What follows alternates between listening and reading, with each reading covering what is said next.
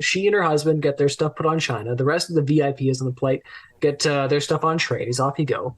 Total cost for that flight to Dubai was $41,000 in roughly catering costs as well. Like, I can go on. The invoices laid it all out.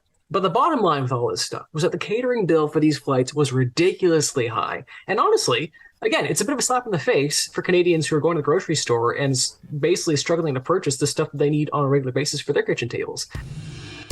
This is Canadian Taxpayers Federation podcast. We're dedicated to lower taxes, less waste, and more accountable government. Keying in on the waste thing here. We've got our friend, our investigative journalist, James Wood.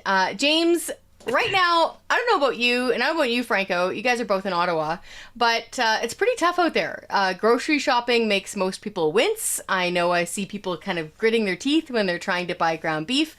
But then you take a look at what's happening expense-wise when it comes to our Governor General. And James, you did some serious digging into the Governor General's big fancy trip to the Middle East back in March. Can you explain to our listeners some of the things that they wound up paying for? Yeah, like you said, when you go to the grocery store, you're trying to figure out your food budget. Everything goes up in cost. It turns out that Mary Simon and her entourage were enjoying beef Wellington and fancy Italian snacks as they flew around Europe and the Middle East back in March. Here are just some of the bills because we got a full itemized list. We're going to give you some of the highlights. So there were $230 for flower arrangements. Wow. On the plane. $984 for individual Flow brand water bottles, which is a high-end boxed water brand. At least $6,023 in combined snack costs. That's only for some of the snacks because that's the snack cost that we could see. That's a lot of pretzels. I'm just saying. Yeah, just a bit. Eh?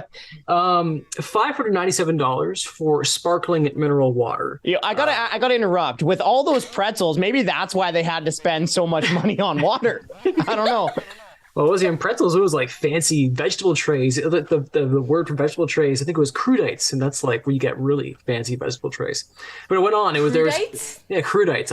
I'm probably pronouncing it wrong because I'm not fancy enough. It was pretty brutal. Okay. There was a $305 for beef Carpaccio, which, as far as I understand, is an Italian dish of thinly sliced raw meat, which sounds great, I guess. $165 for lemon and lime slices for, I believe, one leg of this entire trip. $322 for freshly squeezed orange and cranberry juice, which is, just great. The first leg of the trip, actually, from Ottawa to London, cost over $7,000 in catering alone, and that included the flower arrangements, that boxed water, lemon and lime slices, and a case of Perrier water. For lunch on that leg, they had some great choices. They could choose between chicken tikka masala or apple stuffed pork tenderloin with roasted squash and sautéed Brussels sprouts, and of course, that included salad and dessert. The one thing that really gets me about all this, like, why would you need flower arrangements on a plane? Like, who's looking at that? Who's that for? I don't understand it. But the cost just went on and on and on. It was for the gram. It's for the gram, Jimbo, for the gram. I hear about all these like receipts, hundreds of dollars on box water bottle drink thingies or whatever. Sort of things. And it just reminds me of Will Ferrell. He comes home and the anchorman's like, "What, you ate all the cheese?" I'm not even mad. That's impressive.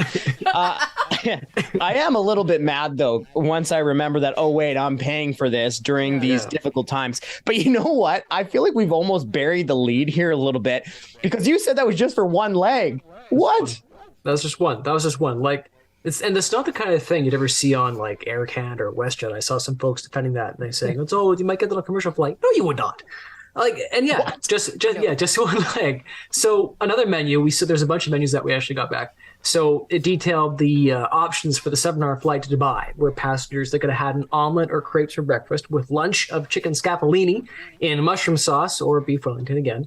Over $220 was paid for orange juice on that particular leg of the flight, and $91 put down for cranberry juice on that same leg. The invoices and menus and emails also described how the GG and her spouse, they were supposed to have all their meals were supposed to be placed on China plates and served with appropriate garnish. There's like 5 or 6 different emails where it kept on saying, we need appropriate garnish for this meal. Make sure the garnish is there. And it's like, what? Whoa. Garnish is very important. I'm smiling, but I'm super mad. it was just bizarre. It was bizarre. And so she and her husband get their stuff put on China. The rest of the VIPs on the flight get their stuff on trays. Off you go. Total cost for that flight to Dubai was $41,000 in roughly catering costs as well. Like, I can go on. The invoices laid it all out. But the bottom line with all this stuff was that the catering bill for these flights was ridiculously high. And honestly, again, it's a bit of a slap in the face for Canadians who are going to the grocery store and basically struggling to purchase the stuff that they need on a regular basis for their kitchen tables. MPs have been looking at these costs, thankfully. There was recently a committee meeting where the deputy secretary from Simon, Christine McIntyre, she was actually going and talking to the MPs about these costs. And she was defending them when she appeared at committee. It was very strange. She compared the food that they're getting to what you get on a commercial flight in Canada. That is a joke. I'm sorry, but you want to talk about lack of accountability and fracturing trust with government is when you get these folks who are on the payroll. She's probably getting paid probably six figures, I'm guessing. And she actually stands there or sits there and says, oh, this is just airline food. No, brah, this is not airline food. Hold on a second. Hold on. Let me jump in, okay? You know what the hardest job in Canada that day was? Must have been Miss McIntyre's, right? Could you imagine being committee and being like, we had to spend $230 on flower arrangements. We had to do it. Could you imagine trying to defend your boss's crazy tap? Boss, do I actually have to defend this? Yep, you got to defend $984 spent on individual flow water bottles. Could you imagine having that job? Yeah, it was a weird one. And the thing was, during the committee meeting, the MPs who were messing around with this, they didn't have the menus yet. So that's going to come up in another committee meeting in the future. Oh boy. But the thing that got me, what McIntyre was saying, is that she compared it with like a commercial flight. Then she went on to specifically say, oh, we had eggs, we had omelets. Given what the menus actually tell us about what they are eating, like, you're really out on a limb there, Ms. McIntyre. I like Frank was saying, I wouldn't want to be her. I wouldn't want to be in that job. Hey, who doesn't have a little beef carpaccio there sprinkled in with their omelets in the morning, right? So I did pronounce it right when I said beef carpaccio. Is that what it's called? Oh, hopefully. Franco? Anybody? No? Ish? I remember a couple years ago, I can't remember, it was some entitled to an entitlements person was complaining that their camembert was too cold or something like that. Yeah. I literally had to Google that. For me, cheese comes in like two colors. It's like orange or white, and like the fancy stuff is mixed together. It was apparently a fancy cheese.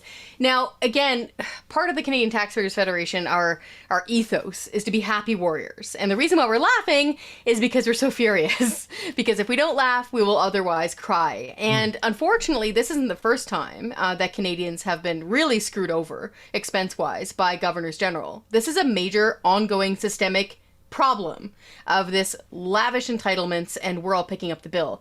So what to do? Like, you're going through these expenses, James. What's the win here? How do we move this ball down the field and make sure we're not all sitting around here another year from now talking about something like this again? Well, I mean, number one, we could go to the Canadian Armed Forces and say, please stop buying flower arrangements for these these diplomatic junkets. We don't need the flowers. No one's got the flowers. You know, it's fine. Don't buy the flowers. And luckily, we're in a bit of luck here. The MPs have been chasing this one. There was a committee meeting I mentioned recently, and I'm pretty sure the next one is going to be a bit more spicy because they have the menus now.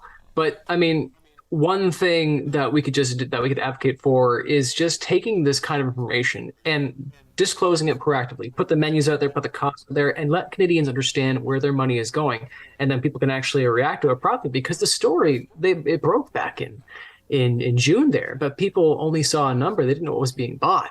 This stuff can be disclosed. It doesn't have to be like I go and make these requests, and that's what I'm doing for the CTF. That's what I do. That's what I like to do in the first place. But it should just be put out there for people to know about from the get-go. And maybe if that happens, if people know that there's going to be a big spotlight on what they're spending for these trips, they might be a bit smarter about the way they use their money. That's probably at least a good first step, I'd say. Proactive disclosure and the posting of the receipts on every single itemized thing that they're charging the taxpayer for. I agree with you. Yeah. All of us will remember the $16 glass of orange juice for Bevoda. The reason why people fixated upon that is because they can relate to it. $1 billion, it kind of swims around your head. It's hard to really grasp. But everybody knows that $16 is too much to pay for orange juice. Same thing with David Dingwall of expensing mints. You know, why would you do something like that? But again, it's something people can relate to. So I agree with you. If we start itemizing all these receipts and proactively posting them online, I think it would go a long way for accountability. Yeah, good first step. Good first step. But I mean, in the meantime, even if that doesn't happen, it can open was, but we'll keep an eye on it. We'll make sure anyone spending taxpayers' money in this particular goofy way, they're gonna have a nice big spotlight on them. James, thanks for your work on this, man. Anybody listening to this who wants to read more about waste or sign our petition to cut the perks at the GG's office, head on over to our website, taxpayer.com.